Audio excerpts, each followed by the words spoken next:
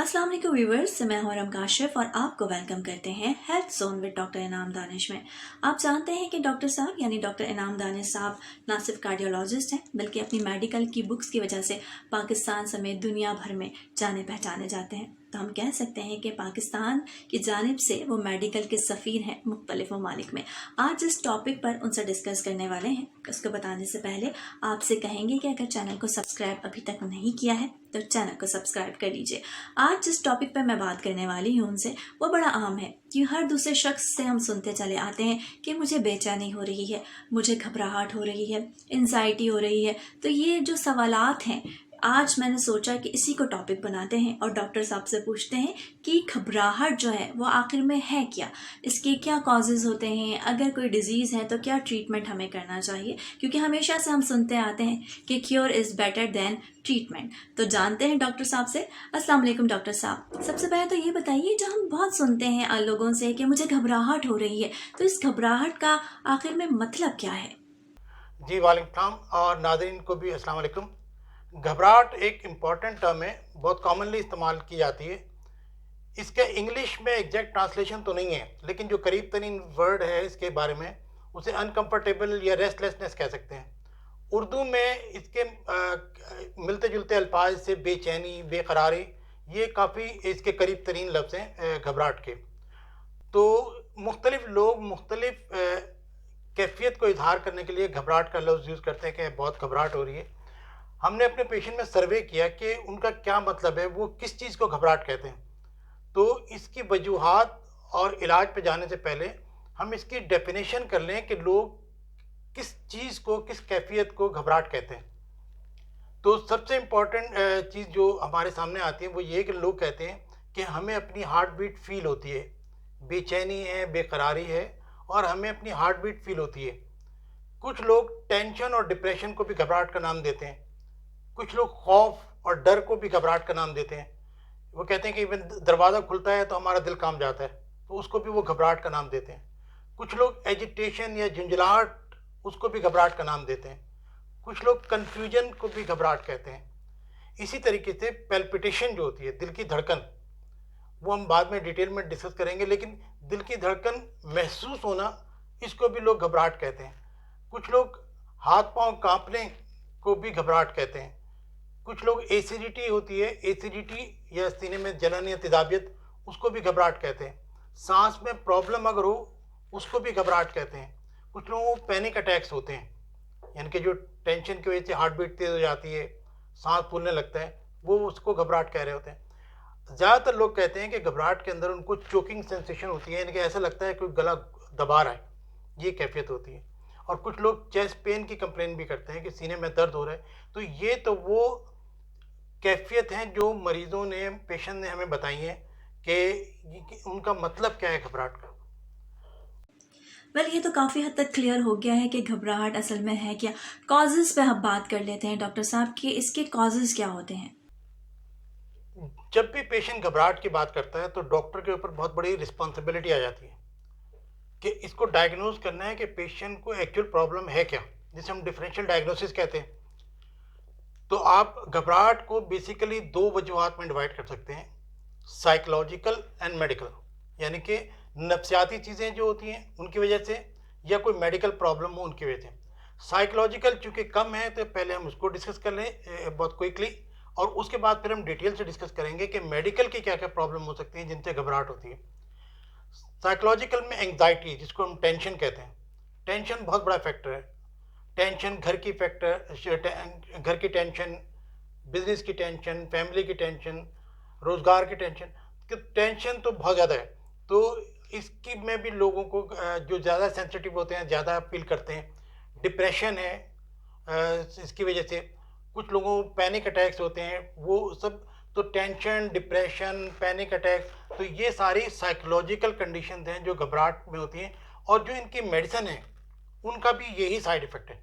तो जब पेशेंट आता है टेंशन या डिप्रेशन के साथ, वो जाता है डॉक्टर के पास, वो उसको मेडिसिन देते हैं। मेडिसिन खाने के बाद उनको और ज़्यादा घबराहट होती है क्योंकि उनके साइड इफ़ेक्ट हैं। तो आम तौर पे ये मेडिसिन कम डोज से स्टार्ट की जाती हैं।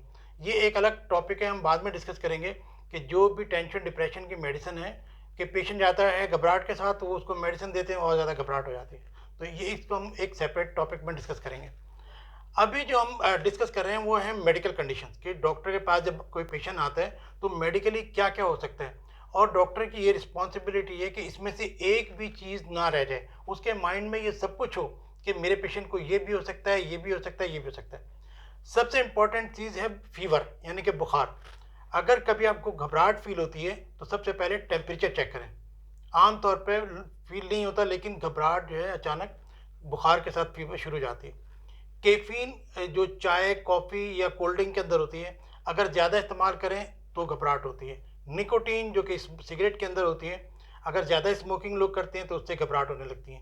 कुछ दवाएँ हैं, ख़ास तौर पे एस्थमेटिक पेशेंट जो मेडिसिन ले रहे होते हैं, या ब्लड प्रेशर की मेडिसिन है, या थायराइड की मेडिसिन है, या कोल्ड की नज़ला खांसी की जो दवाएँ होती हैं, उनसे भी घबराहट होने लगती है। उनका साइड इफ़ेक्ट है। तो जब भी आप मेडिसिन लें तो ये देख लें कि ये मेडिसिन लेने से पहले की कंडीशन है, या घबराहट है, या बाद में हुई है। इसके अलावा एरिथमियाज हैं, हार्ट की कंडीशंस हैं जिनमें घबराहट बहुत होती है, और ये बहुत ही इंपॉर्टेंट फैक्टर है कि हार्ट की वजह से, हार्ट में क्या होता है, कुछ चीज़ें कहलाती हैं टैकी एरिथमियाज, यानी कि हार्ट बीट बहुत तेज़ हो जाना। 60 टू 100 ये नॉर्मल रेंज है हार्ट बीट की। जब भी हार्ट बीट 100 से ज़्यादा होती है तो ये हम टैकीकार्डिया इसको कहते हैं। तो इसमें भी घबराहट होती है। कुछ लोगों का हार्ट बीट स्लो हो जाती है, जो कुछ मेडिसिन ले रहे होते हैं, बीटा ब्लॉकर टाइप की जो ब्लड प्रेशर में मेडिसिन लेते हैं, उससे हार्ट बीट बहुत स्लो होती है। पता चला कि 30-40 के अंदर हार्ट बीट चल रही है, लेकिन पेशेंट तो कहते हैं मुझे घबराहट हो रही है, इसी का नाम लोग पैल्पिटेशन रख देते हैं। तो हार्ट बीट स्लो हो रही है, तो कुछ आपको ये कंफर्म करना है कि आया हार्ट बीट स्लो है या फास्ट है। तो ये जब तक आप पल्स चेक नहीं करेंगे, ईसीजी नहीं करेंगे, कैसे मालूम होगा। उसके अलावा स्किप बीट्स होती हैं, लोगों के बीट मिस होती हैं, पल्स मिस होती है, तो उनको भी जो है घबराहट की कैफियत फील होती है जी। अगर ये मिस बीट ज़्यादा हो जाए तो ज़्यादा ये चीज़ें होती हैं।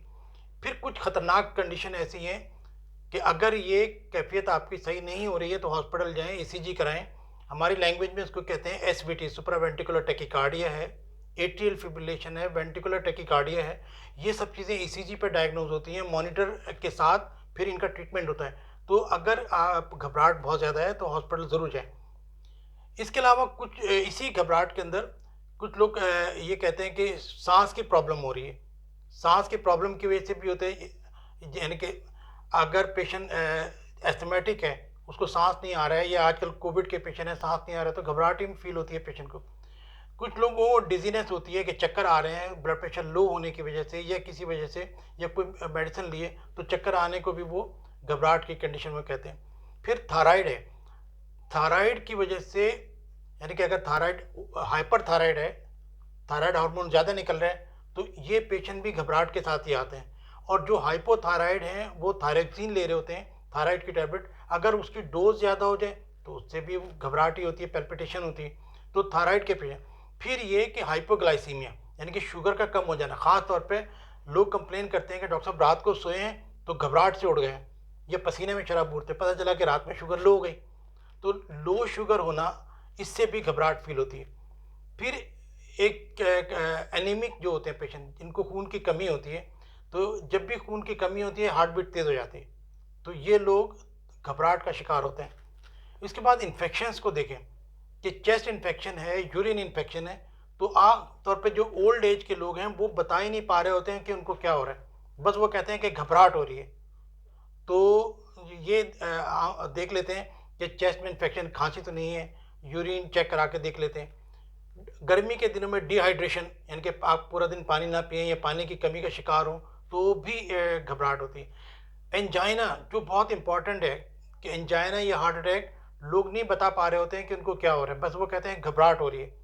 अगर उनसे पूछें चेस्ट पेन है कुछ, वो कहते हैं हमें नहीं मालूम कि क्या हो रहा है। ख़ासतौर पर ओल्ड एज के अंदर या डायबिटिक पेशेंट होते हैं, उनको फीलिंग कम होती है, वो कहते हैं कि हमें घबराहट हो रही है। और आप ईसीजी करते हैं, पता चलता है कि एंजाइना या उनको हार्ट अटैक है।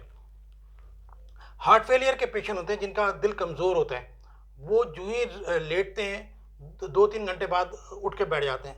यानी कि जो लेटने पे घबराहट होती है या दम घुटता है, ये हार्ट फेलियर की अलामत है, ये बहुत इंपॉर्टेंट चीज़ है। जिनका ब्लड प्रेशर बहुत ज़्यादा हो वो भी लेट नहीं पाते हैं, लेटते ही उनको दम घुटने लगता है और वो घबरा के उठ के बैठ जाते हैं। इसी तरह यंग एज में अगर फीमेल्स हैं, उनको घबराहट शुरू हो रही है, मैरिड लाइफ है तो प्रेगनेंसी टेस्ट करवा लेना चाहिए। कुछ मेडिसिन ऐसी हैं जिनसे बहुत ज़्यादा घबराहट होती है, ख़ास तौर पे एंटीबायोटिक्स। कुछ एंटीबायोटिक्स तो ऐसी हैं कि आपने खाई है और उसके साथ जो है फ़ौरन ही घबराहट शुरू हो जाती है, पैल्पिटेशन होती है और साथ में कुछ लोगों को मोशन वगैरह भी होते हैं। तो एंटीबायोटिक्स की वजह से घबराहट बहुत ज़्यादा होती है। डिप्रेशन की जो मेडिसिन है उनके साथ आम तौर पे हम हार्ट बीट स्लो करने की मेडिसिन देते हैं। अगर साइकेट्रिस्ट सिर्फ डिप्रेशन की मेडिसिन दें और हार्ट बीट स्लो करने की ना दें, तो जितनी भी एंग्जाइटी और डिप्रेशन की मेडिसिन है वो ज़्यादातर घबराहट ही पैदा करती है, उल्टा रिएक्शन होता है कि हार्ट बीट तेज़ होती है। इसी तरह एस्थमेटिक पेशेंट है, सांस की प्रॉब्लम की वजह से भी घबराहट होती है, जो उनकी मेडिसिन है अस्थमा की उनका भी साइड इफेक्ट है। उनको काउंटर करने के लिए हम पेशेंट की पल्स ज़रूर देखते हैं कि अगर किसी की हार्ट बीट ज़्यादा है तो उसको इन मेडिसिन के साथ वो भी दवाएं देते हैं जिनसे उसकी पल्स कम होती है। खांसी के जो सिरप है या मेडिसिन है, नाक खोलने की दवाएं हैं, ब्लड प्रेशर की बहुत सारी मेडिसिन है जिनकी वजह से हार्ट बीट तेज़ होती है। और ये जो है पेशेंट कंप्लेन करता है कि यह ब्लड प्रेशर की तो जब ब्लड प्रेशर की मेडिसिन ले रहे हैं उसके अंदर भी हम पल्स ज़रूर देखते हैं कि कॉम्बिनेशन बनाते हैं कि एक मेडिसिन अगर हार्ट बीट तेज़ कर रही है दूसरी स्लो कर रही है, दोनों मिला के देते हैं ताकि हार्ट बीट ये नॉर्मल। तो ये वो मेडिकल टर्म है कि जिनकी से हो सकता है।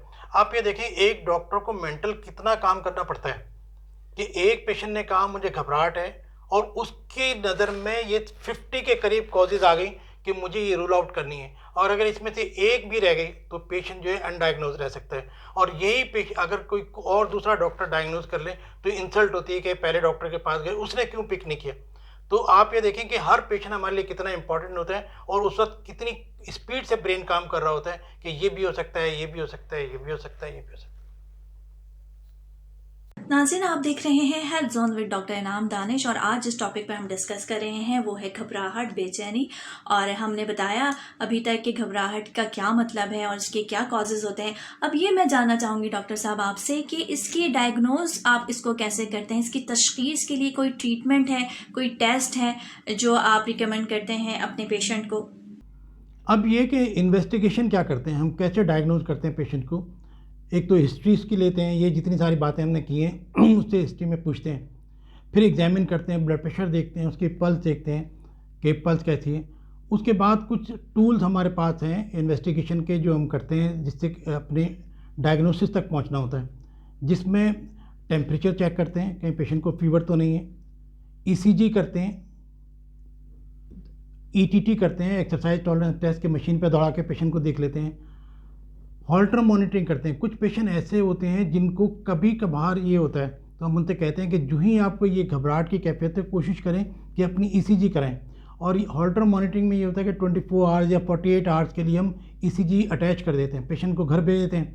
और इवेंट रिकॉर्डर भी होता है कि जब भी उसे घबराहट होती है वो एक बटन दबाता है तो उससे भी वो रिकॉर्डिंग होती है, तो पता चल जाता है कि घबराहट के वक्त पेशेंट की हार्ट की कंडीशन क्या थी, क्या उसको कोई एरिथमिया तो नहीं था, हार्ट बीट इरेगुलर तो नहीं हो गई थी। इसी तरीके से हार्ट के फंक्शन को देखने के लिए हम एको कराते हैं। लेटने में अगर सांस फूल रहे हैं, दम घुट रहा है, घबराहट हो रही है तो ये हार्ट वीक होने की अलामत है, वेल्व ख़राब हो सकते हैं। तो इसलिए इसको देखने के लिए एको, जो दिल का अल्ट्रासाउंड है उसको हम एकोकार्डियोग्राम कहते हैं, उससे पता चल जाता है। एक्सरे कराते हैं कि एक्सरे में लंग की सिचुएशन पता चल जाती है और अगर लंग में पानी है ये जो भी है वो पता चल जाता है। इसके अलावा यूरिन ज़रूर देखते हैं कि यूरिन जो इन्फेक्शन है वो कभी पता नहीं चलता है लेकिन घबराहट पैदा करते हैं कि यूरिन इन्फेक्शन है। सीबीसी करते हैं हीमोग्लोबिन देखने के लिए कि पेशेंट एनीमिक तो नहीं है, खून की कमी तो नहीं है। टीएसएच करते हैं यानी कि थायराइड फंक्शन टेस्ट कि पेशेंट को हाइपर या हाइपोथायराइड है उसकी वजह से हो सकता है। शुगर चेक करते हैं। तो ये वो कॉमन चीज़ें हैं। और अगर फीमेल पेशेंट है प्रेगनेंसी टेस्ट भी आप करा सकते हैं। तो ये वो कॉमन टेस्ट हैं जो हम कराते हैं ऐसे पेशेंट को जो घबराहट के साथ आता है। अच्छा, यहाँ आप ट्रीटमेंट की बात कर लेते हैं कि घबराहट का क्या कोई ट्रीटमेंट होता है, क्या समझते हैं आप इस हवाले से? ट्रीटमेंट का जहाँ तक ताल्लुक है वो अकॉर्डिंग टू सिचुएशन है कि जो आप देख रहे हैं, यानी कि पेशेंट से मना करें कि चाय या कॉफ़ी वगैरह का इस्तेमाल ज़्यादा नहीं करना चाहिए। मेडिसिन जो ले रहे हैं उनके साइड इफ़ेक्ट मालूम होने चाहिए। अगर नहीं है, आपने दवा शुरू की है तो अपने डॉक्टर से कांटेक्ट करें, टेम्परेचर चेक करें। अगर हार्ट बीट इरेगुलर हो रही है तो ज़रूर ईसीजी करा के अपने डॉक्टर को दिखाएं।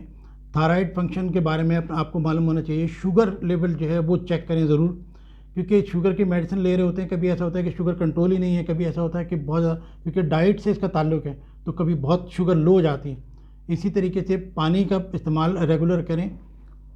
अगर आपको एंजाइना के चांसेस हैं, यानी कि डायबिटिक हैं, हाइपरटेंसिव हैं, स्मोकिंग करते हैं, या कोलेस्ट्रॉल ज़्यादा है, या फैमिली हिस्ट्री है, तो हार्ट अटैक के या एंजाइना के चांसेस हो सकते हैं। उन सब चीज़ों को नज़र में रखें कि ये सब चीज़ें हो सकती हैं। हार्ट फेलियर भी हो सकता है।